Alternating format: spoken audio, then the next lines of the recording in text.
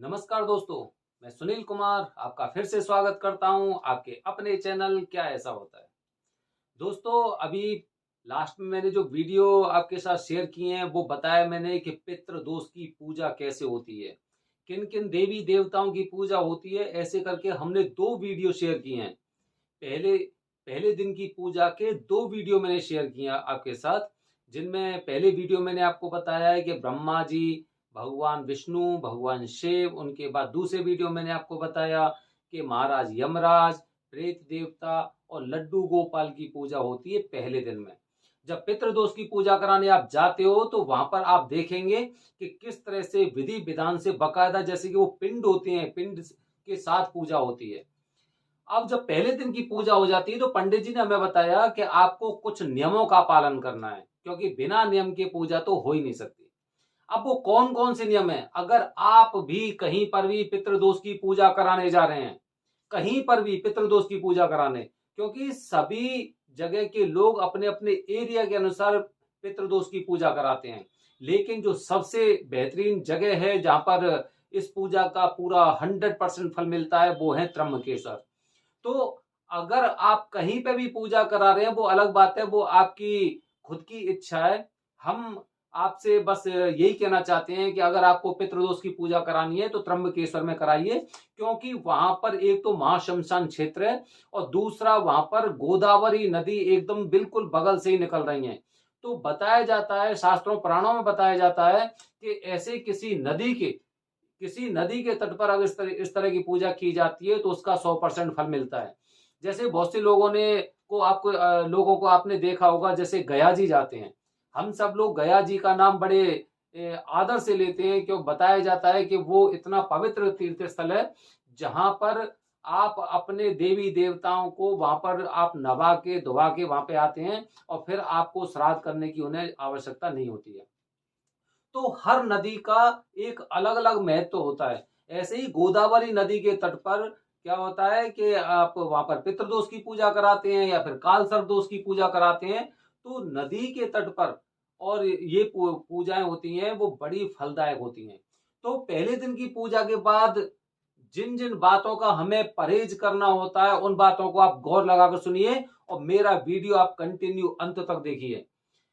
क्योंकि जैसे मैंने पितृदोष की पूजा में मैंने आपको बताया कि पितृदोष की पूजा का जब वो अंतिम क्षण चलते हैं तो अंतिम क्षण में क्या होता है कि एक पुतला होता है और उस पुतला का अंतिम संस्कार किया जाता है। और ये माना जाता है कि हमारे जो पूर्वज हैं, जिनकी आत्माएं कहीं पे भटक रही थी, उन वो भटकी आत्मा उस पुतले में आई और पुतले का हमने अंतिम संस्कार कराया। अब जब अंतिम संस्कार किसी का करते हैं तो आपको पता होगा, आपको जानकारी होगी कि पूरे परिवार में सूतक लगता है। सूतक लगता है तो हमें उन सूतक के अनुसार कुछ नियमों का पालन करना होता है, क्योंकि जैसे ही हम महाश्मशान क्षेत्र में उनका अंतिम संस्कार करके आए हैं, अब मैं पुतला शब्द यूज नहीं कहूंगा, हम ये कहते हैं कि जो हमारे पूर्वज थे, जिनको कोई योनि नहीं मिल पाई थी, जिनकी आत्माएं विचरण कर रही थी, उनकी आत्माओं की शांति के लिए हमने जो वहां पर उनका अंतिम संस्कार किया, तो उसके बाद हमारे ऊपर लगा सूतक। अब जब सूतक लगता है तो सूतक के बारे में बहुत कुछ जानकारी आपको होगी, लेकिन उसमें से कुछ मोटी मोटी चीजें मैं आपको बता रहा हूं। जब हम पर सूतक लग गया तो पंडित जी ने हमसे कहा कि आपको किसी भी इंसान को छूना नहीं है, किसी भी इंसान को आप छू नहीं सकते, क्योंकि आप पर सूतक है, सूतक लगा हुआ है। तो अगर जैसे मैंने पूजा की है और मुझ पे सूतक लगा हुआ है तो मैं किसी इंसान को छू नहीं सकता, अन्यथा मुझे पाप लगता है। इसीलिए किसी भी इंसान को छूना नहीं है। जब आपने पितृदोष के पहले दिन की पूजा कराई है तो सबसे पहला नियम यह है कि आपको किसी भी इंसान को छूना नहीं है। हर इंसान से दूर रहो, हर इंसान से दूर रहो। वो सूतक पूरे परिवार पर होता है। इसके बाद पंडित जी ने बताया, क्योंकि जब हमने त्र्यंबकेश्वर में पूजा की तो हमारी तो यही इच्छा रहती है कि भाई 2 दिन 4 दिन 5 दिन अगर हम यहाँ पे रहे हैं तो बाबा के रोजाना दर्शन करें, उनके मंदिर में जाकर हम अपना माथा टेकें।